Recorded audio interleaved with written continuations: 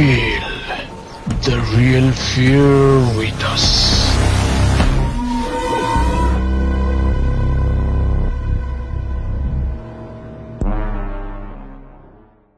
প্রিয় লিসেনার্স, আসসালামু আলাইকুম। Feel the real fear with us. সত্যিকারের ভয়ের অনুভূতি পেতে আফনান দ্য হরর ওয়ার্ল্ডের সাথেই থাকুন। দেশ ও দেশের বাইরে যেখান থেকে আফনান দ্য হরর ওয়ার্ল্ডের আজকের হরর নাইটের 104তম আয়োজনের সাথে যুক্ত হচ্ছেন বা পরবর্তীতে হবেন, সকলকে জানাচ্ছি শুভেচ্ছা ও ভালোবাসা। আশা করি সবাই ভালো আছেন, সুস্থ আছেন। প্রিয় লিসেনার্স, আজকের এই এপিসোডে আমরা একজনের পাঠানো বেশ কিছু ঘটনা নিয়ে হাজির হয়েছি। আর ওনার পাঠানো ঘটনাগুলো এর আগে আমরা প্রচার করেছি। ওনার নাম রবিউল বিন আব্দুর রব। ওনার বাড়ি গাজীপুর জেলার কাপাসিয়া উপজেলার বারিসাবো ইউনিয়নের কুশদি গ্রামে। প্রিয় লিসেনার্স, আপনারাও কিন্তু আপনাদের জানা বা আপনাদের সাথে ঘটে যাওয়া সত্য ভয়ের ঘটনাগুলো আমাদেরকে লিখে বা রেকর্ড করে afnantheHorrorWorld@gmail.com এই ইমেল অ্যাড্রেসে পাঠিয়ে দিতে পারেন। ইমেল অ্যাড্রেসের স্পেলিংটা বলে দিচ্ছি, AFNANTHEHORRORWORLDBD afnantheHorrorWorldBD@gmail.com। প্রিয় লিসেনার্স, ঘটনাগুলো কেমন লাগছে তা জানিয়ে এই ভিডিওর কমেন্ট সেকশনে কমেন্ট করতে ভুলবেন না। এছাড়া আমাদের ফেসবুক পেজ আর গ্রুপ তো রয়েছেই, সেখানে আপনারা জানিয়ে দিতে পারেন কোন ঘটনাটি আপনাদের ভালো লাগছে। আর এই ভিডিওর লাইক বাটন প্রেস করতে ভুলবেন না। ভিডিওর লিঙ্কটাও বেশি বেশি করে শেয়ার করে দেবার অনুরোধ করছি। তো চলে যাব আজকের এই এপিসোডের প্রথম ঘটনাতে আমরা মোট 3টি ঘটনা শুনবো, আর দ্বিতীয় অংশে আমরা মোট 4টি ঘটনা, এই মোট 7টি ঘটনা ইনশাল্লাহ আমরা শুনবো। আমরা সবসময় বলে আসছি প্রিয় লিসেনার্স, আমরা ঘটনার মাধ্যমে এমন কিছু মেসেজ, এমন কিছু শিক্ষা আমরা আসলে নিজেরাও পেতে চাই, আর সেটা শেয়ারও করতে চাই, যা আমাদের দৈনন্দিন চলার পাথেও হবে, আর সেটা যেন আমাদের আখিরাতের চলার পথেও আল্লাহ তাআলা কবুল করেন। চলুন শুরু করছি আজকের হরর নাইটের 104তম আয়োজনের প্রথম ঘটনা। প্রিয় লিসেনার্স, রবিউল ভাই আমাদেরকে যে ঘটনাগুলো পাঠিয়েছেন, প্রথম অংশের ঘটনার মধ্যে 3টি ঘটনা রয়েছে। আর এই 3টি ঘটনা উনি ওনার নানার কাছ থেকে সংগ্রহ করেছেন। ওনার নানার বর্তমান বয়স 70+ হয়ে গিয়েছে। উনি বিভিন্ন সময় বিভিন্ন ভয়ের ঘটনা রবিউল ভাইদেরকে বলেছেন, তবে সব ঘটনা তো আসলে মনে রাখতে পারেননি। রবিউল ভাই জানিয়েছেন এখন নতুন করে নানার কাছ থেকে ঘটনাগুলো শুনে সেটা আফনান দ্য হরর ওয়ার্ল্ডে পাঠাতে থাকবেন। ওনার নানা বাড়ি এবং ওনাদের বাড়ি পাশাপাশি, একই গ্রামে, মাত্র 5 মিনিট লাগে ওনাদের বাড়ি থেকে নানা বাড়িতে যেতে। নানা বেশ কিছুদিন অসুস্থ ছিলেন। সুস্থ হওয়ার পর ওনাদেরকে দেখতে এসেছিলেন। তখনই রবিউল ভাইয়ের মনে পড়ল যে নানার কাছ থেকে তো ঘটনা শুনতে হবে। নানাকে জিজ্ঞেস করেছেন, নানা কি কি ঘটনা আপনার মনে আছে একটু বলেন, এখন শোনান। যেহেতু উনি দীর্ঘ অসুস্থতা শেষে একটু সুস্থ হয়ে বেড়াতে এসেছেন, উনি ওই সময় বলতে চাচ্ছিলেন না। উনি বলেছিলেন যে আরেকদিন বলবো, কিন্তু রবিউল ভাইয়ের জোরাজুরিতে অবশেষে উনি ঘটনা বলা শুরু করেন। তো চলুন ঘটনায় চলে যাই। তো এই যে বারেক নানা ছোটবেলা থেকে বেশ সাহসী, আর রবিউল ভাই জানিয়েছেন উনি নিজেও নানার সাহস দেখেছেন বিভিন্ন সময় আর কি। ছোটবেলাতে উনি দেখেছেন নানা প্রায় সারা রাত মাছ ধরতেন। যদি ওনারা জিজ্ঞেস করতেন যে নানা আপনি ভয় পান না, তখন নানা হেসে বলতেন, আরে কিসের ভয়, এসব জিনভূতকে আমি ভয় পাই না। তো এমন সাহসী মানুষকেই একবার জীবনের ভয়ঙ্কর অভিজ্ঞতার মুখোমুখি হতে হয়েছিল। সালটা 1975-76 এরকম হবে আর কি। নানা তো তখন যুবক, লেখাপড়া খুব একটি করেননি, বাবার সাথে কৃষিকাজ করতেন, সময় পেলে বন্ধুদের সাথে আড্ডা দিতেন। তখনকার দিনে নানার একটা নেশা ছিল, রাতের বেলা বন্ধুদের নিয়ে আড্ডা দেয়া এবং পাতার বিড়ি খেলা। সে সময় পাতার বিড়ি খুব জনপ্রিয় ছিল। কয়েকজন মিলে বসে পয়সা ঘুরিয়ে নাকি এটা খেলতো। প্রায় প্রতি রাতেই নানা বন্ধুদের সাথে এভাবে বসে পাতার বিড়ি খেলতেন। একদিন সন্ধ্যার পর নানা বন্ধুদের নিয়ে বাড়ি থেকে বেশ খানিকটা দূরে বিলের পাশে একটা ঢিবিতে বসে পাতার বিড়ি খেলতে লেগে গেলেন। সেখানে পৌঁছানোর রাস্তা ছিল এমন, প্রথমে নানাদের বাড়ি, তারপর একটি খালের পাশে বড় একটি পুরনো জাম গাছ, এরপর জঙ্গল এবং বিলের পাশ ধরে মেঠো পথ। সেই মেঠো পথ ধরে কিছুক্ষণ হাঁটলেই ওই ঢিবিতে পৌঁছানো যেত। নানা বলেছিলেন এখন তো আর সেখানে তেমন গাছপালা নেই, কিন্তু তখন অনেক বিশাল বিশাল গাছ ছিল। পুরো জায়গাটাই ছিল ভৌতিক পরিবেশের মতো একদম। এখন তো মানুষ গাছপালা কেটে বাড়িঘর বানিয়ে ফেলেছে, সেই ভয়ের আবহ এখন আর সেভাবে নেই। তো ওই রাতে ছিল পূর্ণিমার রাত, চারপাশ চাঁদের আলোয় আলোকিত। নানা আর তার বন্ধুরা আড্ডা দিতে দিতে কখন যে রাত শেষ হতে চলেছিল সেটা তো নানা বুঝতেই পারেননি। সারা রাত সেখানে আড্ডা দিলেন, হাসলেন, গল্প করলেন, পাতার বিড়ি খেললেন। একটা সময় সবাই বাড়িতে যাবার জন্য উদগ্রীব হয়ে গেলেন। শেষ রাতে সবাই যে যার বাড়ির পথে রওনা দিয়ে দিল। নানা এতটাই খেলায় মগ্ন ছিল যে ভেবেছিলেন রাত পেরিয়ে হয়তো বা সকাল হয়ে গেছে। তিনি একাই নিজের বাড়ির দিকে একটা পর্যায়ে হাঁটা শুরু করলেন। নানা গান গাইতে গাইতে আনন্দে হাঁটছিলেন। ঢিবি পেরিয়ে বিলের পাশের মেঠো রাস্তা দিয়ে হাঁটতে হাঁটতে যখন খালের কাছে পৌঁছালেন, হঠাৎ করে নানা চোখ যায় বয়স্ক পুরনো একটা জাম গাছের দিকে। নানা দেখতে পান সেই গাছের উপর দাঁড়িয়ে আছে বিশাল দৈত্যাকৃতির এক অবয়ব। তার 2 পা জাম গাছের ডালে, কিন্তু মাথা প্রায় আকাশ ছুঁয়ে ফেলেছে। 2টা হাত এতটাই লম্বা দেখাচ্ছিল যে গ্রামের শেষ মাথা থেকেও সে যে কোনো কিছু খুব সহজেই ধরে ফেলতে পারবে। এত লম্বা যে মনে হচ্ছিল যে নানা যতই দৌড়ে পালান না কেন, এই জিনিসটা হাত বাড়িয়েই নানাকে খপ করে ধরে ফেলতে পারবে। এটা দেখে নানা তো বেশ ভয় পেয়ে গিয়েছেন। বেশ ভয় পেয়ে গিয়ে এখন কি করবেন সেই মুহূর্তে বুঝে উঠতে পারছিলেন না। একটু আগে নানার কাছে মনে হয়েছে সকাল হয়ে গেছে, এখন চারপাশে তাকিয়ে বুঝতে পারলেন এখনো রাত শেষ হয়নি। নানা ভয়ে থমকে দাঁড়িয়ে রইলেন। মাথায় এখন কোনো কিছু কাজ করছে না। নানার লুঙ্গিতে গোজা ছিল পাতার বিড়ি এবং ম্যাচ লাইট, কিন্তু তখন যে একটা বিড়ি ধরাবেন সেটাও নানা ভুলে গিয়েছিলেন। একবার ভেবেছিলেন পেছনে ঘুরে দিবেন ভো দৌড়, কিন্তু পেছনের দৌড়ে কোথায় পালাবেন? এত বড় দৈত্যাকৃতির অবয়ব খুব সহজেই সে যতই দূরে যাক না কেন ধরে ফেলবে, এটা ভেবে সে আর পেছনে দৌড় দিলেন না। কি যেন একটা ভাবতে ভাবতে ওই জায়গাতেই বসে পড়লেন।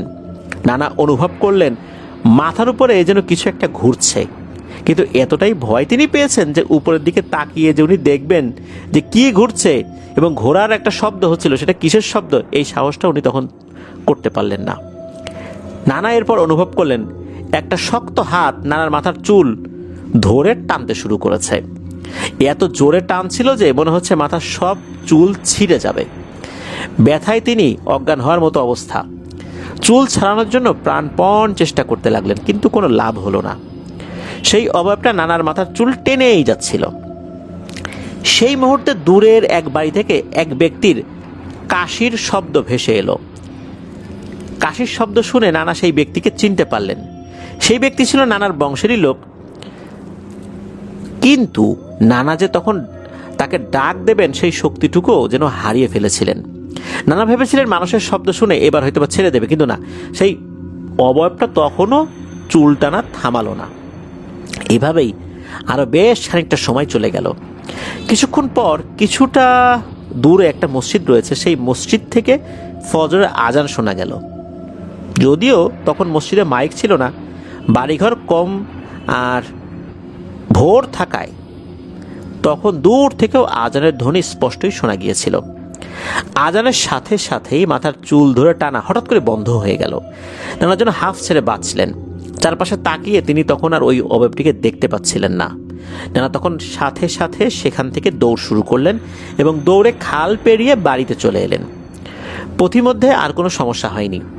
নানা যদিও ভয় পেয়েছিলেন, কিন্তু বাড়িতে এসে কাউকে ডাকাডাকি করবেন এরকমটা উনি করেন নাই, আর অজ্ঞান হয়ে যাবেন বাড়িতে এসে, এটাও হয়নি।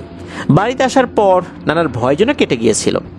রাস্তায় যে এত কিছু হয়েছে সেই ভয় নানার মন থেকে দিব্যি চলে গিয়েছিল। তিনি কুয়া থেকে পানি তুলে হাত মুখ ধুয়ে খাবার ঘরে ঢুকে মাছের তরকারি দিয়ে ভাত খেলেন। তখন কিন্তু ফজরের পর সকাল হয়ে গেছে। নানা যখন ভাত খেতে বসলেন তখন নানার বাবা ঘুম থেকে উঠে মসজিদে চলে গিয়েছিলেন। নানা যে খেতে বসেছেন তিনি হয়তো বা বিষয়টা খেয়াল করেননি। নানাও খুব চুপ ইশারে খেতে বসেছিল যেন কেউ টের না পায়, কারণ সারা রাত বাড়িতে নেই। এরা যদি জানতে পারে বাড়ির লোকজন, তাহলে তো এমনিতেই অনেক বকাঝকা খেতে হবে। খাওয়া শেষে নানা ভাবলেন পুকুর পাড়ে গিয়ে একটা বিড়ি খেয়ে তারপর এসে ঘুমাবেন। নানাদের ঘরের পাশেই পুকুর রয়েছে। পুকুর পাড়ে গিয়ে একটি বিড়ি ধরালেন। তখন মনে হচ্ছিল সবকিছু স্বাভাবিক হয়ে গেছে, বাইরে তখন বেশ সকাল। বিড়ি খাবার এক পর্যায়ে হঠাৎ নানা শুকনো কাশি উঠল। এরপর উনি কফ ফেললেন, কিন্তু তখন উনি কফের দিকে লক্ষ্য করে দেখতে পেলেন যে এটা পুরোটাই রক্ত, তাজা রক্ত।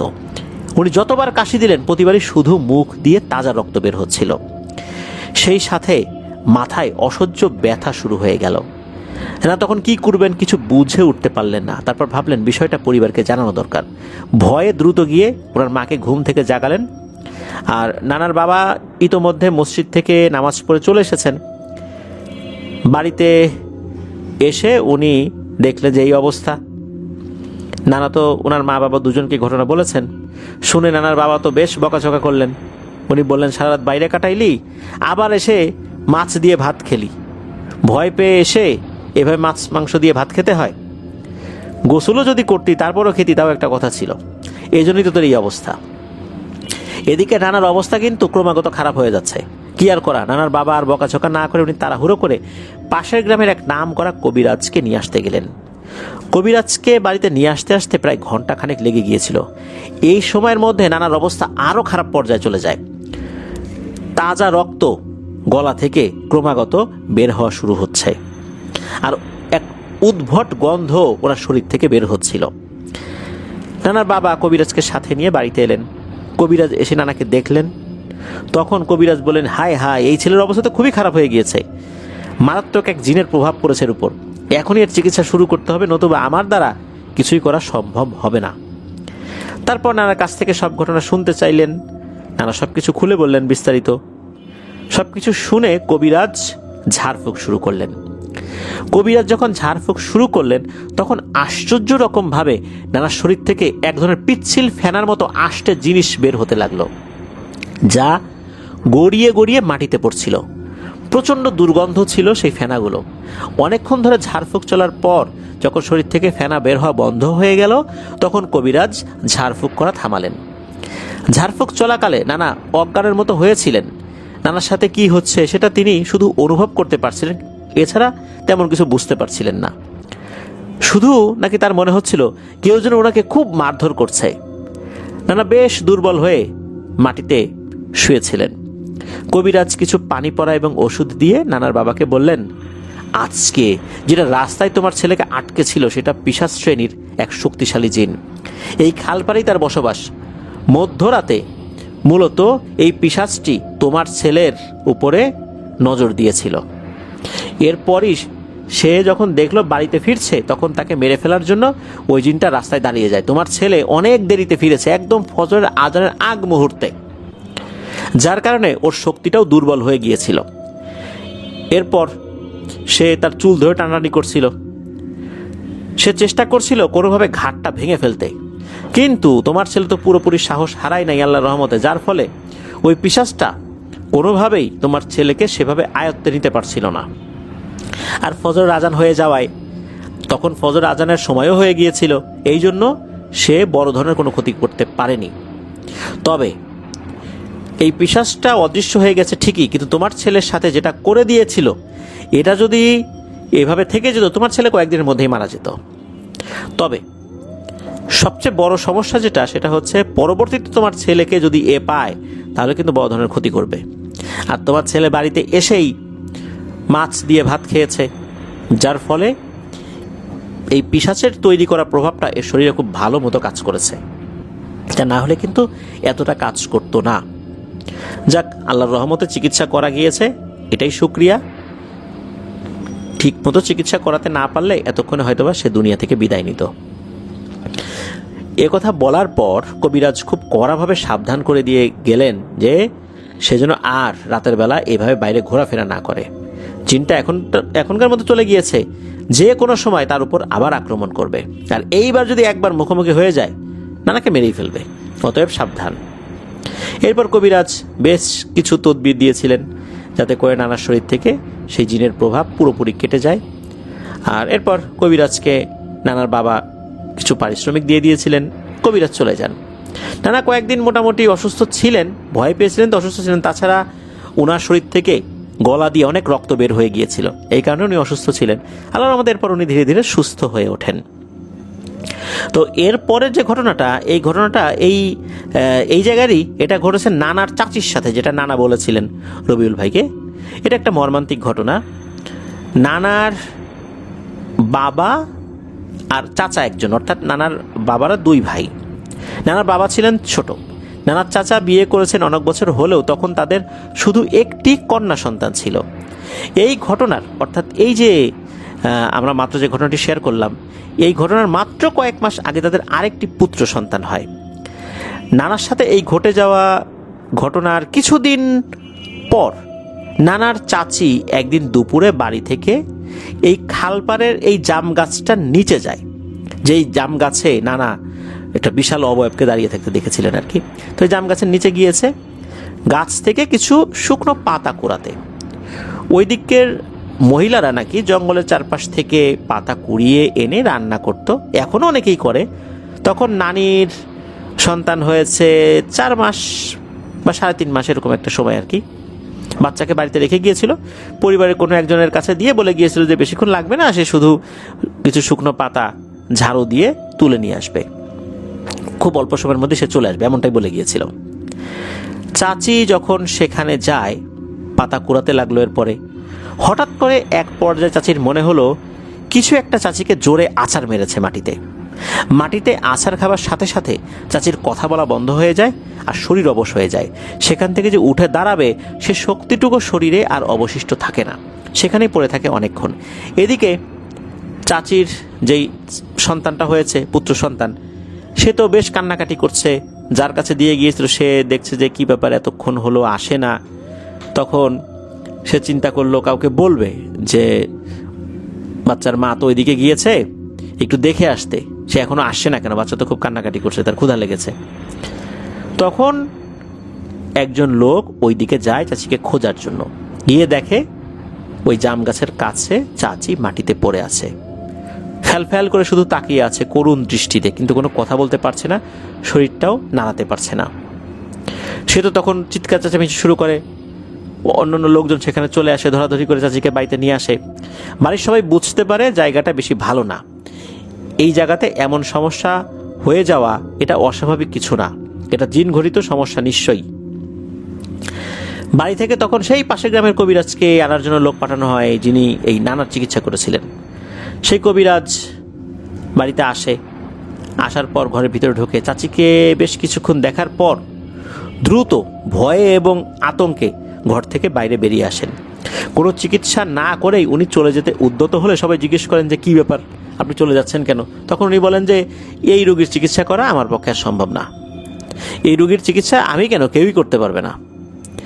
তখন ওই কবিরাজ বললেন যে উনি তার পোষ্য জিনের মাধ্যমে জানতে পেরেছেন যে চাচিকে এমন এক ভয়ঙ্কর পিশাচ শ্রেণীর জিন আক্রমণ করেছে যে খুব শক্তিশালী প্রকৃতির।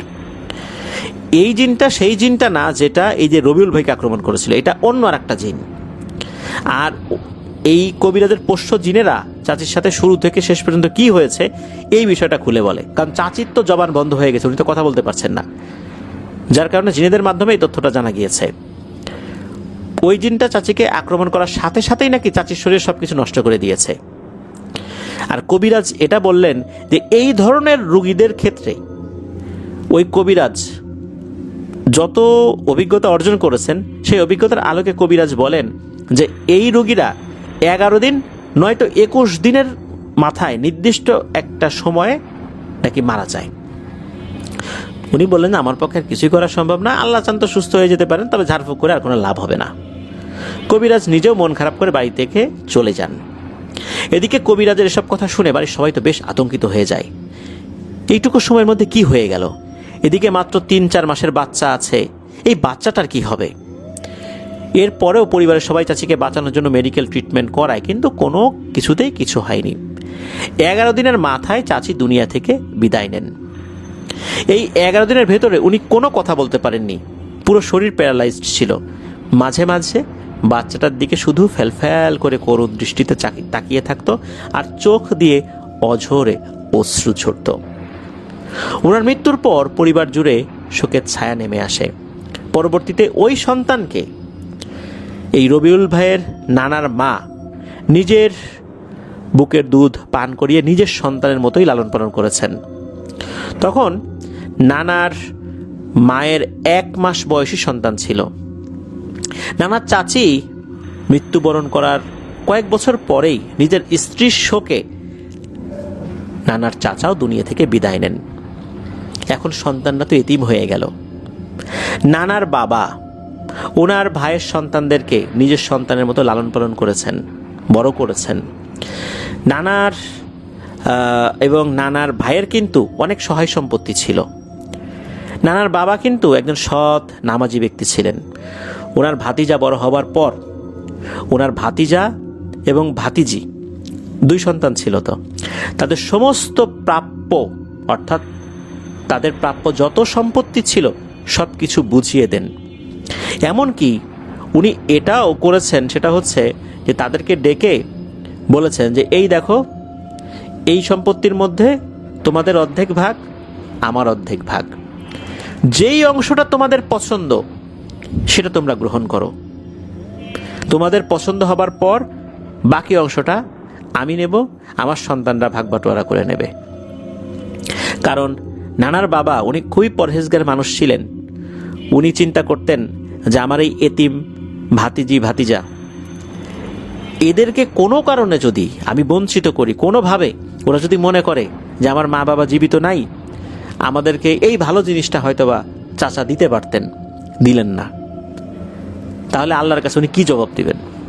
উনি এই চিন্তা করে সম্পত্তির যতটুকু অংশ তারা পায় এগুলো তাদেরকে বলে দিয়েছেন এবং বলে দিয়েছেন তোমরা কোনটা নিবা, কোন অংশটা তোমাদের ভালো লাগে সেটাই নাও। এভাবে উনি বন্টন করেছিলেন। শুধু তাই না, এই ভাতিজা ভাতিজি তারা কিন্তু ছোটবেলা থেকেই একটা ফ্যাসিলিটিস পেত, বিশেষ করে তাদের মা বাবা মারা যাওয়ার পর। সেটা হলো যে এই রবিউল ভাইয়ের নানার বাবা উনি সম্পত্তিগুলো থেকে যে আয় হতো এই আয়ের অর্ধেক অংশ কিন্তু তার এতিম ভাতিজা ভাতিজিদের জন্য আলাদা করে রেখে দিতেন, জমা করতেন। আর বাকি অংশটা এটা তো ওনার হক, এটা উনি রাখতেন। এইভাবে কিন্তু উনি ওনার জায়গা থেকে সর্বোচ্চ চেষ্টা করেছেন সম্পত্তি ভাগ বাটোয়ারার ক্ষেত্রে কোনোভাবে যেন তার এতিম ভাতিজা ভাতিজি বঞ্চিত না হয়। প্রিয় লিসেনার্স, উনি জীবিত নাই, এখন অনেক আগে মারা গেছেন। আমরা তার জন্য দোয়া করি আল্লাহ তাআলা তাকে জান্নাতবাসী করুন, জান্নাতুল ফেরদৌসের উচ্চ মাকাম দান করুন। এই ঘটনার মধ্যে কিন্তু আমরা ভয়ের বিষয়গুলো তো আমরা জানলামই, একটা খুব ভালো মেসেজ আমাদের জন্য রয়েছে। তা হচ্ছে বর্তমান যেমন আমরা দেখি, আমি এই ঘটনা আলোকে না বিভিন্ন সময় বলেছি, বিশেষ করে আমি আমাদের ফরিদপুর অঞ্চল, আমার বাড়ি যেহেতু রাজবাড়ি, আমার দাদা বাড়ি ফরিদপুরে, আমাদের ওই অঞ্চলে এখনও মুরব্বীদের মুখে শুনি যে মেয়েদেরকে নাকি কোনো সম্পত্তি দিতে হয় না। মানে তারা একটা রেওয়াজ তৈরি করে নিয়েছেন যে মেয়েদেরকে কোনো সম্পত্তি দিতে হয় না। একটা মেয়ে, নিজের ঔরসজাত মেয়ে, তাকে সম্পত্তি দিতে হয় না, অথচ আল্লাহ তাআলা পবিত্র কোরআনে কিন্তু মেয়েরা কতটুকু সম্পত্তি পাবে এই বন্টন করে দিয়েছেন।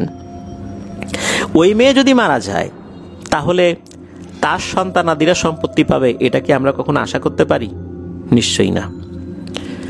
মেয়ে তো দূরের কথা, পুরুষ সদস্য যদি মারা যায় তাহলে কি তাদেরকে সম্পত্তি, বিশেষ করে পুরুষ সদস্যদের সন্তানাদির মধ্যে কি এই সম্পত্তিগুলো, তার হকগুলো কি যথাযথভাবে বুঝিয়ে দেওয়া হয়? এটা কিন্তু খুবই কম দেওয়া হয়, ঠিকমতো বুঝিয়ে দেওয়া হয় না। মেয়েদের সম্পত্তি বন্টনের ক্ষেত্রে আমরা দেখি 3 বার তাদের হক নষ্ট করা হয়। প্রথমত, সম্পত্তি দেওয়ার ক্ষেত্রে দেরিতে দেওয়া হয়, দীর্ঘদিন ভাইয়েরা সেটা নিজেদের দখলে রেখে সেটা খেতে থাকে। এরপর যখন বুঝিয়ে দেওয়ার সময় হয়, সবচাইতে খারাপ জায়গাটা ডোবা, নালা, খানা খন্দক, যেখানে ফসল হয় না এমন জমি, এই জায়গাগুলো অধিকাংশ ক্ষেত্রে, সবসময় না, অধিকাংশ ক্ষেত্রে বুঝিয়ে দেওয়া হয়। এরপর যখন এই জায়গাগুলো নিয়ে তারা কোনো কাজ করতে পারে না, একটা সময় তারা ভাইদের কাছে বিক্রি করার একটা প্রস্তাব দেন, কারণ তারা ছাড়া তো, অর্থাৎ ভাইরা ছাড়া তো এই জায়গা কেউ কিনবে না। কেনার ক্ষেত্রে নামমাত্র একটা মূল্য ধরিয়ে দেওয়া হয়। এইভাবে 3 বার তাদেরকে বঞ্চিত করা হয়। অথচ সম্পত্তি বন্টনের ক্ষেত্রে আল্লাহ তাআলা কিন্তু নির্ধারণ করে দিয়েছেন কিভাবে বন্টিত হবে পুরুষ এবং নারীদের মধ্যে।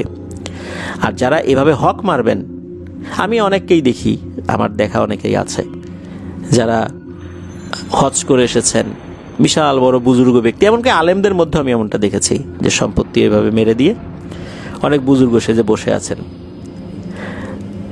আমি এগুলো দেখে খুব অবাক হই যে আসলে এই যে বোনেদের হক মেরে দেয়া, এতিম ভাতিজা ভাতিজিদের হক মেরে দেয়া, এগুলো করে এই যে ইবাদত বন্দেগী করা হচ্ছে আল্লাহর কাছে কতটুকু কবুল হচ্ছে। হ্যাঁ, ফরজ ইবাদত সে তার মতো করে কবুল করবে, কিন্তু আল্লাহ ভালো জানেন যেটা আসলে কিভাবে কবুল করবেন। আমি রবিউল ভাইয়ের নানার বাবার এই বন্টনের বিষয়টা যখন আপনাদের সাথে শেয়ার করছি, আমার কাছে খুবই ভালো লেগেছে যে এমন ইমানদার ব্যক্তি আমাদের আসলে সব জায়গাতেই প্রয়োজন। আল্লাহ তাকে কবুল করুন, তার এই আমলগুলোকে কবুল করুন, সেই সাথে আমাদেরকে বোঝার তৌফিক দান করুন। চলুন এবার 3 নম্বর ঘটনায় চলে যাই। এই ঘটনাটি ঘটেছে 1990 সালের দিকে। নানার 3 জন সন্তান হয়েছে। এর মধ্যে এই রবিউল ভাইয়ের মা যিনি, উনি কিন্তু সবার বড়। এরপর ওনার আরও এক খালা, এরপর ওনার এক মামা। মামার নাম হচ্ছে ফারুক। 1990 সালের দিকে মামার বয়স ছিল 6-7 বছর এরকম আর কি। একদিন নানার কাছে মামা বায়না করে বসেন যে মামাকে নিয়ে বাজারে যেতে হবে। নানা তো যেতে চান না, বলেন যে আমার তো ফিরতে দেরি হবে রে, অনেক রাত হয়ে যাবে, তখন কি করব। কিন্তু মামা প্রচণ্ড কান্নাকাটি শুরু করে দিচ্ছেন যে নিয়ে যেতেই হবে। কি আর করা, মামাকে নিয়ে নানা বাজারে গিয়েছেন। এদিকে সন্ধ্যা হয়ে যায়। নানাদের বাড়ি অর্থাৎ এই কুসুদি গ্রাম থেকে বারিশাবো বাজারের দূরত্ব 3 কিলোমিটার। তো সেই খাল পেরিয়েই বাজারে যেতে হয়। খালটা ছিল মূলত নানা বাড়ি থেকে 1 মিনিট হাঁটার রাস্তার দূরত্ব। তো নানা মামাকে নিয়ে বাজারে যায়, বাজার সদাই করে বাজার থেকে যখন নানা রওনা দিয়েছেন বাড়ির উদ্দেশ্যে, তখন প্রায় রাত 10টা বেজে গেছে, 10টা কি 10:30 এরকম। মামা কিন্তু তখন ছোট হলো বেশ আনন্দিত ছিল, কারণ বাবার সাথে বাজারে গিয়ে বিভিন্ন ধরনের মজা খেয়েছে, সাথে আবার অনেক মজা কিনেও নিয়ে এসেছে। তাই মামা বেশ খুশি। দুজন মিলে বাজার থেকে বাড়িতে ফিরছিলেন। পূর্ণিমা ছিল তখন, চারপাশ চাঁদের আলোয় আলোকিত। নানার এক হাতে ছিল বাজার ব্যাগ, অন্য হাতে মামাকে কোলে করে নিয়ে আসছেন উনি। অনেকক্ষণ কোলে রাখার পর নানা একটু হাঁপিয়ে উঠেছেন। তখন কিছুটা পথ হাঁটিয়ে নিয়ে আসতে আসতে প্রায় বাড়ির কাছাকাছি চলে আসছেন। বাড়ির পাশেই সেই খাল, যে খালের কথা আমরা আগের ঘটনায় বলেছি। তো সেই খাল থেকে যখন 50 হাতের মতো দূরত্বে তারা ছিলেন, তখন নানা এবং মামা দুজনেই দেখতে পান খালের ভেতর থেকে একজন সাদা কাপড় পরিহিতা মহিলা উঠে রাস্তার উপর চলে আসছে। এরপর নানাদের সাথে সাথে হাঁটছে। নানা কিছুটা অবাক হলেন যে এত রাতে এখানে মহিলা আসলো কোথা থেকে। মহিলাটা হাঁটতে হাঁটতে যখন নানার খুব কাছে চলে এসেছিল, দূরত্ব মাত্র 10 থেকে 15 হাত, নানা তখন দেখেন এই মহিলাটা হঠাৎ করে ঘূর্ণি বাতাসে রূপান্তরিত হয়ে গেল। রাস্তার মধ্যে প্রচণ্ড ঘূর্ণিবায়ু ঘুরতে লাগলো, আর ওই ঘূর্ণিবায়ুর ভেতরে ওই মহিলাটাকে দেখা যাচ্ছিল। তখন তো নানা বুঝে যায় এটা তো কোনো সাধারণ মহিলা না, ভয়ঙ্কর এক শয়তানের খপ্পরে পড়েছেন। তখন সাথে সাথে উনি মামাকে কোলে নিয়ে নেন, বাজার ব্যাগটা খুব শক্ত করে হাতে ধরে রেখেছেন। নানা কিন্তু খুবই সাহসী, আমরা প্রথমেই বলেছি। এই জিনিস দেখার পরেও নানা কিন্তু ওভাবে ভয় পান নাই। মামাকে কোলে নিয়ে তারপর ওই মহিলাটাকে উদ্দেশ্য করে বলছেন, হ্যাঁ কিরে রে, এখানে কেন আসছিস? বাজার থেকে মাছ কিনে এনেছি মাছ খাওয়ার জন্য। শোন, এখন ভাগ এখান থেকে, ডিস্টার্ব করিস না। একটা বিষয় বলে রাখা ভালো, নানা কিন্তু ওই দিন বাজার থেকে বড় একটা পাঙাশ মাছ কিনে এনেছিলেন। তো নানা যখন এই কথা বললেন, ওই মহিলাটার ভিতরে কোনো ভাবান্তর লক্ষ্য করা গেল না। ওই মহিলাটা ওই ঘূর্ণিবায়ুর ভিতরে ওইভাবেই আছে, আর ওই ঘূর্ণিবায়ুটা রাস্তার মধ্যে ঘুরছে। ওই ঘূর্ণিবায়ুটা যে একদম স্থির তা না, 1 হাত 2 হাত নড়াচড়া করছে, সরে সরে যাচ্ছে আর কি, নড়াচড়া করছে, সরাসরি করছে। আর ওই মহিলাটাও ওই ঘূর্ণিবায়ুর সাথেই নড়াচড়া করছে। নানা তখন ওই মহিলাটাকে উদ্দেশ্য করে আবারও বলছে, আজকে যদি আমার সাথে বাচ্চাটা না থাকতো না, তাহলে আমি তোকে দেখে নিতাম তুই আমার কি করতে পারিস। আমি তোর ঘূর্ণিবায়ুর ভেতরে ঢুকতাম আর দেখতাম যে তোর শক্তি কতটুকু। শুধুমাত্র আমার সাথে আমার সন্তান থাকায় তোর সাথে আমি এখন লড়াই করতে চাচ্ছি না। এই বলে নানা ভাবতে লাগলেন যে এটাকে পাশ কাটিয়ে যাওয়া তো যাবে না, কি করা যায়। ভাবতে ভাবতেই নানা রাস্তা থেকে ধানি ক্ষেতের দিকে নেমে গিয়েছেন। এরপর ধানি ক্ষেত দিয়ে নানাদের বাড়ির পাশের যে পুকুর, সেই পুকুরের পূর্ব পাড়ে গিয়ে উঠেছেন। এর ভিতরে নানা কিন্তু আর পেছন দিকে তাকান নাই।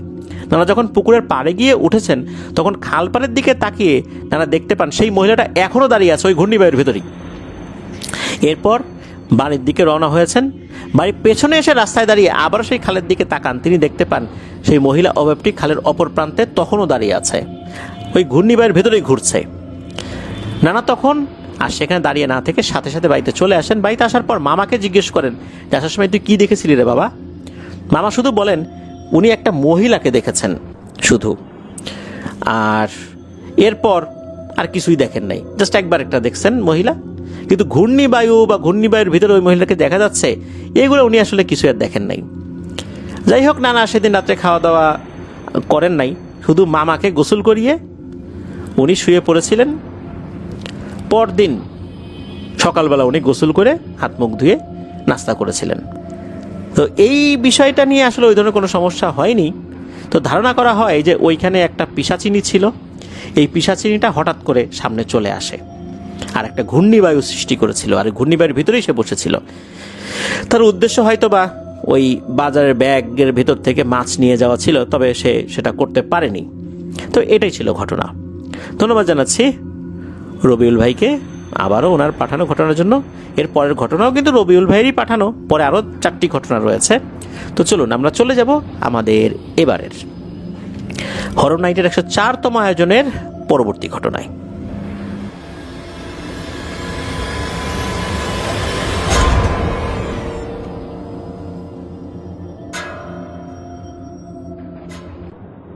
আবারও ফিরে এলাম প্রিয় লিসেনার্স আমাদের এবারের হরর নাইটের 104তম আয়োজনের শেষ ঘটনাগুলোতে। এখানে পরপর আমরা 4টি ঘটনা শেয়ার করব। এই 4টি ঘটনার মধ্যে 3টি ঘটনার কেন্দ্রবিন্দুতে রয়েছে এই কুশদী গ্রামের বিশাল এক শতবর্ষী বটগাছ, আর চতুর্থ ঘটনাটি ঘটেছে নরসিংদী জেলার চালাকচর এলাকায়। তো এই যে বিশাল এই বটগাছ, এই বটগাছটার বয়স এতটাই বেশি যে অনেক বয়স্ক ব্যক্তিরাও বলতে পারেন না এটার অ্যাকচুয়াল বয়স কত। ওনারা ছোটবেলা থেকে এটাকে একই রকমভাবে দেখছেন। এটা কয়শো বছর বয়স হবে এটা নিশ্চিতভাবে বলা মুশকিল। এখানে একটা সময় নাকি প্রতি বছর মেলা হতো, এখন অবশ্য হয় না। আর এখানে একটা বাজারও ছিল, সেটাকে সরিয়ে নেওয়া হয়েছে। 3-4 মিনিটের ওয়াকিং ডিস্টেন্স আর কি, এতটুকু দূরত্বে সরিয়ে নেওয়া হয়েছে। আমরা এই জায়গাকে ঘিরে একটি ঘটনা এর আগেও রবিউল ভাইয়ের মাধ্যমে শেয়ার করেছিলাম। শরীফ ভাইয়ের বাবার সাথে সেই ঘটনাটি ঘটেছিল। তো শরীফ ভাই যখন ঘটনাটি শুনলেন, শোনার পর উনি খুব খুশি হয়েছিলেন আর ওনার নিজের সাথে ঘটে যাওয়া একটি ঘটনা শেয়ার করেছিলেন। তো শরীফ ভাইয়ের যে বাড়িটা, এই বাড়ির কাছ দিয়ে একটা রাস্তা বটগাছের দিকে চলে গেছে। অনেকেই বলেছেন যে মধ্যরাতে এই রাস্তা দিয়ে জিনেদের আনাগোনা অনেক বেড়ে যায়, তাই মধ্যরাতে এদিক দিয়ে চলাচলের ক্ষেত্রে সতর্কতা অবলম্বন করতে হবে। ঘটনাটি যখন ঘটে তখন শরীফ ভাইয়ের বয়স 14 কি 15 বছরের সময় উনি হাই স্কুলে পড়তেন। একদিন হাই স্কুল থেকে ফিরে শরীফ ভাই খাওয়া দাওয়া সেরে বন্ধুদের সাথে বাড়ির পাশের মাঠে ফুটবল খেলতে গিয়েছেন। খেলার এক পর্যায়ে উনি ফুটবলে লাথি দিয়েছেন। ফুটবল খেলতে গেলে তো এরকম ফুটবলে লাথি দিতেই হবে। তবে উনি যে লাথিটা দিয়েছিলেন বেশ জোরে দিয়েছিলেন, আর বলটা মাঠ থেকে বেরিয়ে অনেক দূরে চলে যায়। যখনই মাঠ থেকে বেরিয়ে বলটা অনেক দূরে চলে যায়, তখনই শরীফ ভাই প্রচণ্ড জোরে এক চিৎকার দিয়ে মাটিতে লুটিয়ে পড়েন। কেউ তো বুঝতে পারলো না যে ঘটনাটা কি হলো। সবাই ওনাকে ধরাধরি করে বাড়িতে নিয়ে আসেন, পানি ঢেলে জ্ঞান ফেরানোর চেষ্টা করেন, তবে জ্ঞানটা ফিরেও আসে অল্প সময়ের মধ্যে। তখন শরীফ ভাই সবাইকে এক অবাক করা তথ্য দেন। উনি জানান উনি যখন ফুটবলটার দিকে লাথি মেরেছেন, ফুটবলটা যখন মাঠ পেরিয়ে বাইরে চলে গেছে, উনি তো ফুটবলের দিকে তাকিয়েছেন, তখন উনি দেখেন মাঠের বাইরে এক বিশাল লম্বা আকৃতির মানুষ হেঁটে যাচ্ছে। ওই বলটা গিয়ে তখন ওই মানুষটার পিঠে গিয়ে লাগে। ওই মানুষটা নাকি বিকট এক চিৎকার করে দৌড়ে ওই বটগাছের দিকে চলে যাচ্ছিল। আর তখনই শরীফ ভাইয়ের কাছে মনে হলো চারপাশ আলোকিত হয়ে গেছে। বজ্রপাতের সময় যেভাবে চারপাশ আলোকিত হয়ে যায় ঠিক তেমন। চোখে সরিষা ফুল দেখার মতো ওনার অবস্থা হয়। এরপর উনি সেন্সলেস হয়ে যান। এই যে ফুটবল গিয়ে কারো শরীরে লাগা, তারপর চতুর্দিকে আলোকিত হয়ে যাওয়া, এগুলো কিন্তু শুধু শরীফ ভাই দেখেছিলেন, অন্য কেউ কিন্তু সেটা দেখেননি, কেউ কোনো কিছু অনুভবও করেন নাই। ঘটনার দিন সন্ধ্যা গড়িয়ে রাত চলে আসে। শরীফ ভাইয়ের শরীরে খুবই জ্বর উঠে যায়। জ্বর এতটাই বেড়ে যায় যে শরীর মনে হচ্ছে পুড়ে যাচ্ছিল। শরীফ ভাইয়ের বাবা একজন ডাক্তারের ব্যবস্থা করেন, ডাক্তার বাড়িতে এসে চিকিৎসা দেন, কিন্তু তাতেও কোনো লাভ হলো না। 2 দিন ধরে একটানা জ্বর, অবস্থা আরও খারাপ হয়ে যাচ্ছে। পরে শরীফ ভাইয়ের বাবা একজন কবিরাজকে নিয়ে আসেন। কবিরাজ রুকিয়া শুরু করেন এবং জানতে চান সেদিন কি হয়েছিল। শরীফ ভাই উনি যেটা দেখেছিলেন সব কথা খুলে বলেন। এরপর কবিরাজ তার জিনের মাধ্যমে জানেন ওই দিন জিনেদের একটি দল কোন একটা জায়গা থেকে ওই বটগাছের দিকেই যাচ্ছিল ওই রাস্তাটা দিয়ে। বলটি ভুল করে তাদের এক সদস্যদের মধ্যে একজন সদস্য, যার বয়স বেশি ছিল, বেশ মুরব্বী গোছের ছিল এবং খুব ভালো পরহেজগার জিন ছিলেন আর কি, তো তার গায়ে গিয়ে লাগে। আর সে যেহেতু ভালো, সে আঘাত পাবার পরও কোনো ক্ষতি করেনি, তবে এই ফুটবলটা তার শরীরের যেই জায়গায় গিয়ে আঘাত হেনেছে এটাতে উনি বেশ ব্যথা পেয়েছেন। উনি প্রচণ্ড জোরে এই ব্যথায় চিৎকার করে উঠেছেন এবং চিৎকার দিয়ে উনি ওই বটগাছের দিকেই চলে যান। ওনার সাথে থাকা অন্য সদস্যরা শরীফ ভাইকে ক্ষতি করার চিন্তা করেছিল, তবে ওই জিনটা এক বাক্যে সেটা নাকচ করে দেন, কারণ বাচ্চারা খেলাধুলা করছে, এরকম হতেই পারে। এতে করে তারা যদি কোনো প্রতিশোধ নেয় বা ক্ষতি করার চেষ্টা করে তাহলে আল্লাহর কাছে জবাবদিহি করতে হবে তাদেরকে, কাজটা ভালো হবে না। এই জন্য উনি সেটা নিষেধ করে দেন। কিন্তু হয় কি, যেহেতু শরীফ ভাই কোনো কিছু একটা দেখে ফেলেছেন, ভয় পেয়ে গেছেন, এই কারণেই তার জ্বর এসে গেছে। জিনের কোনো প্রভাব তার উপরে নাই, জিন শুরুতেও প্রভাব বিস্তার করে নাই, এখনও তার উপর কোনো জিনের প্রভাব নাই। এটা ঝাড়ফুঁক করে দিতে হবে আর আস্তে আস্তে উনি ঠিক হয়ে যাবেন। তো সেটাই হয়, ওই কবিরাজ ঝাড়ফুঁক করে দিয়ে যান, কয়েকদিনের মধ্যে আল্লাহর রহমতে শরীফ ভাই আস্তে আস্তে ঠিক হয়ে যান। তো এটাই ছিল প্রথম ঘটনা। এবার আসি পরবর্তী ঘটনায়। তো এই বট গাছের খুব কাছেই খলিফা বাড়ি নামে একটা বাড়ি ছিল। তো ওই বাড়ির যিনি কর্তা তার নাম নজরুল খলিফা। তো ওনাকে রবিউল ভাই নজরুল চাচা বলে সম্বোধন করেন আর কি। তো নজরুল চাচার বর্তমান বয়স 55 বছরের মতো হবে। ঘটনাটি তার ছেলে সাইমের কাছ থেকে রবিউল ভাই শুনেছেন। সাইমের বর্তমান বয়স 20 বছর। তো এই যে আমরা কিন্তু শুরুতে বলেছিলাম যে বটগাছের নিচে একসময় মুন্সিবাজার নামে একটি বাজার ছিল, যেটিকে স্থানান্তরিত করা হয়েছে কয়েক মিনিটের ওয়াকিং ডিস্টেন্সের দূরত্বে। তো একদিন বিকেলবেলা নজরুল চাচা কোনো এক প্রয়োজনে মুন্সিবাজার গিয়েছিলেন। কাজ শেষে চা খেয়ে ফেরার পথে হাঁটা ধরেছেন আর কি। যখন চারপাশে সন্ধ্যা ঘনিয়ে আসছিল, আজান হয়নি কিন্তু তখনও, আজানের সময় হয়ে এসেছে এমন একটা সময় আর কি। চাচা বাজার পার হয়ে বটগাছের কাছাকাছি আসতেই হঠাৎ তার চোখ যায় বটগাছের পশ্চিম পাশের ইটের সলিং রাস্তার দিকে, যেটা কুশদ্বীপ প্রাইমারি স্কুলের দিকে চলে গেছে। সেখানে তিনি দেখতে পান একজন মহিলা ওই রাস্তা ধরে হেঁটে আসছে মূল রোডের দিকে। ব্যাপারটা প্রথমে স্বাভাবিকই মনে হয়, এমনটা তো হতেই পারে, এটা তো অস্বাভাবিক কিছু না। কিন্তু উনি কি মনে করে আবার তাকালেন ওই মহিলার দিকে। তখনই যা দেখতে পেলেন তাতে উনি হতবাক হয়ে যান। উনি স্পষ্ট দেখলেন সেই মহিলার হাঁটছেন না, শূন্যে ভেসে ভেসে তার দিকে এগিয়ে আসছেন। চাচা প্রথমে ভাবলেন চোখের ভুল হচ্ছে, কিন্তু ভালো করে তাকিয়ে দেখেন আসলেই ঘটনাটা সত্য। উনি ভয় পেয়ে বেশ দ্রুত হাঁটতে শুরু করেন। কিছু দূর যাবার পর আবার পেছনে ফিরে তাকালেন, দেখলেন যে মহিলা আবার স্বাভাবিকভাবে হেঁটে আসছে, ভেসে ভেসে আর আসছে না। তখন উনি ভাবলেন হয়তো উনি ভুল দেখেছেন, তাই আবার সামনের দিকে হাঁটা শুরু করলেন। কিন্তু একটু সামনে এগিয়েই ওনার মনের মধ্যে একটু খটকা লাগে যে দেখি তো এখন মহিলা হাঁটছে না ভেসে আসছে, নাকি শুরুতে আমি ভুল দেখেছিলাম। উনি যখন পেছন দিকে তাকিয়েছেন তখন দেখেন ওই মহিলা শূন্যে ভেসে ভেসে অনেক দ্রুত গতিতে তার একদম কাছাকাছি চলে এসেছে। এই দৃশ্য দেখে চাচা ভয়ে দিয়েছেন এক দৌড়ে উনি বাড়িতে চলে এসেছেন। তো ওনার হাঁপানো দেখে ওনার স্ত্রী জিজ্ঞেস করেছেন কি হয়েছে। তখন ঘটনাটি উনি চাচিকে খুলে বলেন। কিছুক্ষণ পর কি মনে করে চাচা আবার বাইরে গিয়েছেন।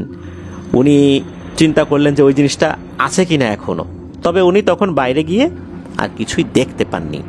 এই ঘটনার ফলশ্রুতিতে তার কোনো জ্বর বা অসুস্থতা এমন কোনো কিছুই হয়নি। এখন পরবর্তী ঘটনায় আসি। এই ঘটনাটি এক প্রতিবেশী চাচির সাথে ঘটে যাওয়া একটি ঘটনা। ঘটনাটি ঘটেছে এখন থেকে প্রায় 2 বছর আগে, অর্থাৎ যদি বলি 2023 সালের শেষ দিকে বা 24 সালের শুরুর দিকে আর কি। তো এই রবিউল ভাইদের বাড়ি থেকে বারিশাবা বাজারের দূরত্ব প্রায় 3 কিলোমিটার। সপ্তাহের 2 দিন রবিবার এবং বুধবার সেখানে হাট বসে। তো নিত্য প্রয়োজনীয় সকল পণ্য মানুষজন, বিশেষ করে আশেপাশে যারা আছেন, তারা ওই বাজার থেকে সংগ্রহ করে আনেন। প্রথমে বাড়ি থেকে বাজারে যাবার যে রাস্তাটা, এটার একটু বর্ণনা আমরা দেই। বাড়ি থেকে বের হবার পর কিছুটা রাস্তা কাঁচা, তারপর কুশুদি মুন্সিবাড়ি মসজিদ, জামে মসজিদ ওইটা, তো মসজিদ থেকে একটু সামনে গেলেই প্রাইমারি স্কুল। সেখান থেকে একটি ইটের সলিং রাস্তা চলে গেছে একদম মেইন রাস্তা পর্যন্ত। ইটের সলিং আর মেইন রোডের পাশেই সেই বট গাছটি অবস্থিত। এরপর মেইন রাস্তা থেকে উত্তর দিকে 2.5 কিলোমিটার দূরে গেলে ব্রহ্মপুত্র নদের তীরে বারিসাবো বাজার অবস্থিত। চাচা তখন প্রবাসে ছিলেন, বাড়িতে আর কোনো পুরুষ মানুষ না থাকায় বাধ্য হয়ে চাচিকেই বাজার করতে হতো। তো কোনো একদিন বাজারের দিন উনি বিকেল বেলায়, অর্থাৎ হাটের দিন আর কি, বিকেল বেলায় বাজার করতে গিয়েছেন। সেদিন তিনি বেশ কিছু ছোট বড় মাছ কেনেন, যেন বেশ কিছুদিন চলে যায়। ওনার পক্ষে তো প্রতিদিন বা সব সময় বাজারে আসাটা ওনার জন্য পসিবল না, এজন্য উনি একটু বেশি করে বাজার করার চেষ্টা করেছিলেন। এখন সমস্যা হয় কি, যে অন্যান্য লোকেরা যারা গ্রামে গঞ্জে বেশি করে বাজার করে নিয়ে যান, তাদের কাছে ঝাঁকা থাকে, ঝাঁকার উপরে বাজার করে সেই বাজারগুলো রেখে নিয়ে যান মাথায় করে। এখন একজন মহিলা মানুষের পক্ষে মাথায় ঝাঁকা তো নেওয়া সম্ভব না, আর বেশি ভারী বাজারের ব্যাগ 2 হাতে ধরে রাখাও তো তার জন্য কষ্টসাধ্য। উনি ওই মাছ তো কিনেছেনই, সেই সাথে বেশ কিছু কাঁচা তরকারিও কিনেছেন। বাজার ব্যাগ ভারী হয়ে গেছে, ওনাকে যে কেউ সাহায্য করবে এমন লোকও উনি পাচ্ছিলেন না। কি আর করা, উনি এই বাজারগুলো নিয়ে অনেক কষ্টে একা একাই সন্ধ্যার ঠিক আগ মুহূর্তে বাড়ির দিকে রওনা দিয়েছেন। তখন অবশ্য মাগরিবের আজান হয়ে গেছে, চারপাশে অন্ধকার ছড়িয়ে পড়েছে। সামনে কেউ থাকলেও ওভাবে স্পষ্ট করে বোঝা যাচ্ছিল ঠিক এমন একটা সময়। চাচি যখন বটগাছের পাশে ইটের সলিংয়ের খুব কাছাকাছি চলে এসেছিলেন, তখন হঠাৎ একটা নারী অবয়ব ওনার সামনে এসে দাঁড়ায়। সাধারণ নারীদের থেকে বেশ কিছুটা লম্বা, মুখটা কাপড় দিয়ে ঢাকা ছিল সেই অবয়বের। ওই নারী অবয়ব চাচির নাম ধরে বলতে থাকে যে, তুমি বাজার থেকে যে মাছগুলো এনেছো সেগুলো আমাকে দিয়ে যাও, আমি অনেকদিন ধরে কিছু খাই না, মাছগুলো আমি খাবো। মানে ভদ্রভাবেই বলেছে আর কি, তুমি তুমি করে। চাচি প্রথমে ভাবলেন এগুলো হয়তোবা কোনো ওই পাগলি মহিলার কাজ হবে, এই যে এই কথাগুলো বলছে, হয়তোবা অপরিচিত কোনো পাগলি মহিলা এখানে চলে আসছে। তো উনি কিছু না বলে সামনের দিকে হাঁটা শুরু করলেন। এদিকে রাত হয়ে গেছে, হাতে বাজারের ব্যাগ, ওনার হাত ব্যথা হয়ে গেছে এই ভারের কারণে। উনি যখন সামনের দিকে আগানো শুরু করেছেন, ওই মহিলাটা আবার সামনে চলে আসে, এসে ওই সেম কথাটাই বলতে থাকে যে মাছগুলো আমাকে দিয়ে যাও। তখন চাচি বলেন যে, তোমার খিদে লেগেছে বুঝতে পারলাম, যে অনেকদিন ধরে কিছু খাও না, মাছ খাও না, ঠিক আছে তুমি আমার বাড়িতে চলে এসো, আমি রান্না করব এই মাছগুলো, তারপর তোমাকে খেতে দিব। আমি এখন তোমাকে কিভাবে দিব, এগুলো তো কাঁচা মাছ। কিন্তু সেই অবয়ব বলে ওঠে, না আমি তোমার বাড়িতে যাব না, তুমি এখনই আমাকে মাছ দিয়ে যাও। চাচি তো রাজি হয় না, যে না এইভাবে তো আমি মাছ দিতে পারবো না, তুমি আসো আমার বাড়িতে আসো, পারলে এখনই আমার সাথে সাথে চলো, আমি তোমাকে মাছ খাওয়াবো। কিন্তু ওই অবয়ব কিছুতেই বাড়িতে যাবে না। চাচি তখন বললেন, যেহেতু বাড়িতে যাবা না, আমার আর কিছু করার নাই, আমি তো তোমাকে খাওয়াতে চাইলামই, এখন রাস্তা ছাড়া তো বাপু, আমাকে যেতে দাও। এই বলে চাচি ওই অবয়বটাকে পাশ কাটিয়ে সামনের দিকে আগানো শুরু করেছেন। তখন পেছন থেকে বেশ কর্কশ কণ্ঠে ওই অবয়বটি বলে ওঠে, তুই আমাকে মাছ দিলি না, তো দেখি তুই এই মাছ কিভাবে খাস। চাচি সেই পাগলির কথায় কোনো কর্ণপাত না করে বাড়িতে চলে এলেন। চাচি কিন্তু এটাকে পাগলিই ভেবেছিলেন, অন্য কোনো কিছু ভাবেন নাই। বাড়িতে এসে মাছগুলো কেটে ধুয়ে ফ্রিজে রেখে দিলেন।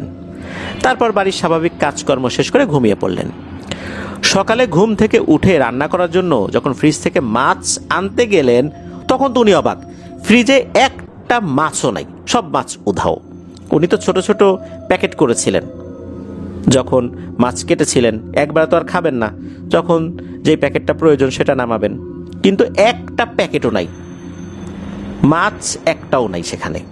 এটা কিভাবে সম্ভব? উনি তো ঘরেই ছিলেন, ওনার ঘরে তো কেউ আসেনি যে মাছ নিয়ে চলে যাবে। ফ্রিজ খোলার শব্দ উনি পান নাই এই পুরো সময়ের মধ্যে।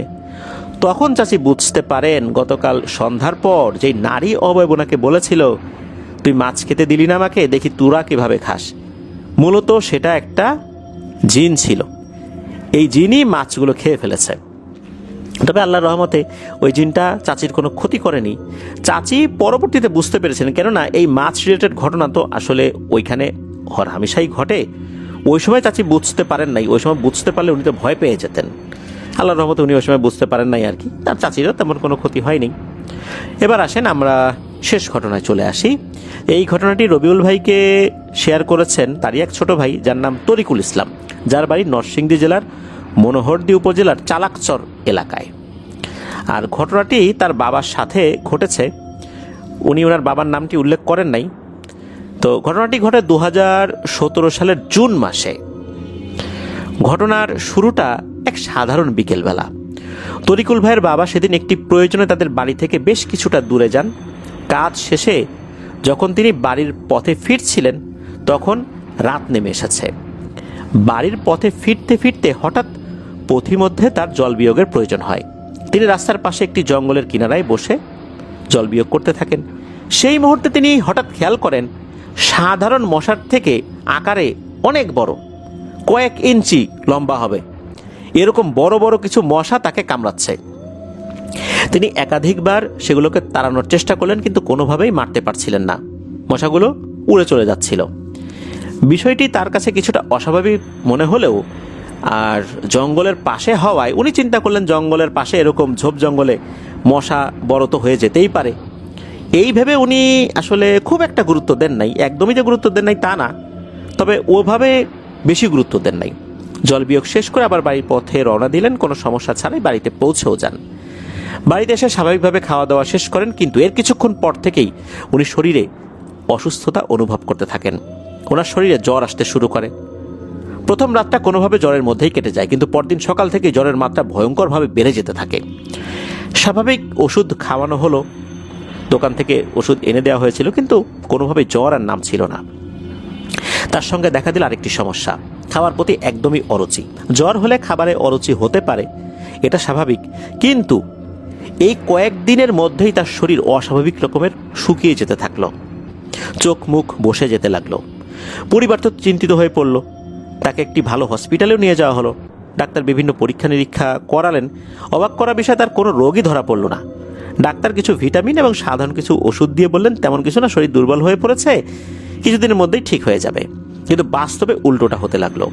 দিন দিন তার অবস্থা অবনতি হতে লাগলো। যতই ডাক্তার দেখানো হয় কোনো চিকিৎসায় কাজ করছিল না। পরিবার সদস্যরা তাকে জিজ্ঞেস করে যে আচ্ছা, আপনার সাথে কি এমন কিছু ঘটেছে যেটা অস্বাভাবিক? উনি কিছুক্ষণ ভেবে শুধু এতটুকুই বলেন যে সেদিন রাতে কিছু বড় আকারের মশা তাকে কামড় দিয়েছিল। এই কথাটাকেও সবাই স্বাভাবিকভাবেই নিয়েছিল, কিন্তু অবস্থার এতটা অবনতি হলো যে উনি কিছুই খেতে পারছেন না, এমনকি ওনার জবান বন্ধ হয়ে যায়, অর্থাৎ কথা বলাও বন্ধ হয়ে যায়। এভাবে প্রায় 36 দিন পেরিয়ে গেল। পরিবার তখন এক হুজুরের শরণাপন্ন হলেন এবং হুজুরকে অনুরোধ করলেন যেন বাড়িতে এসে হুজুর দেখে যান। হুজুর বাড়িতে এসে তার অবস্থা দেখে কিছুটা অনুভব করলেন এটি সাধারণ অসুস্থতা নয়, বরং জিন ঘটিত কিছু হতে পারে। তার ভেতরে যদিও জিনে ধরার কোনো লক্ষণ দেখা যাচ্ছিল না, তবুও হুজুর রুকিয়া শুরু করেন। রুকিয়া চলতে চলতেই হঠাৎ অবাক করে দিয়ে জিনেরা হাজির হয়। আর এই যে তরিকুল ভাইয়ের বাবা, ওনার তো জবান বন্ধ হয়ে গেছিল, ওনার শরীরের ভেতরেই ঢুকে মিশ্র কণ্ঠস্বরে একসাথে কথা বলতে থাকে। আমাদেরকে কেন ডেকেছিস হুজুর? হুজুর বললেন, তোরা এই ব্যক্তিকে কেন ধরেছিস আর তোরা কতজন এখানে আসিস? জিনেরা উত্তর দিল, আমরা তো একে ধরিনি, সে আমাদেরকে অপমান করেছে, বিরক্ত করেছে, তাই আমরা তার সাথে এসেছি। আর আমরা 7 জন আছি, তবে একে আমরা ধরি নাই। হুজুর বললেন, সে কি করেছে, কিভাবে তোদেরকে অপমান করেছে? তারা যা বলল সবাই তো তাতে হতভম্ব হয়ে যায়। জিনেরা বলল, সে রাস্তার পাশে বসে জল বিয়োগ করছিল, আর জিনেরা সেখানেই বসেছিল। আর এই জল বিয়োগের কারণে তাদের শরীর অপবিত্র হয়ে যায়, তারা অপমানিত বোধ করে, তাই তারা মশা হয়ে তার রক্ত কিছুটা চুষে নেয়। আর এমন এক ধরনের জীবাণু তার শরীরের মধ্যে ঢুকিয়ে দিয়েছে, যার ফলশ্রুতিতে তার বডির উপর সরাসরি এরা নিয়ন্ত্রণ স্থাপন করেছে। এবং এই তরিকুল ভাইয়ের বাবার মৃত্যুর আগ পর্যন্ত এরা তার সাথে থাকবে, কেউই নাকি তাদেরকে তাড়াতে পারবে না।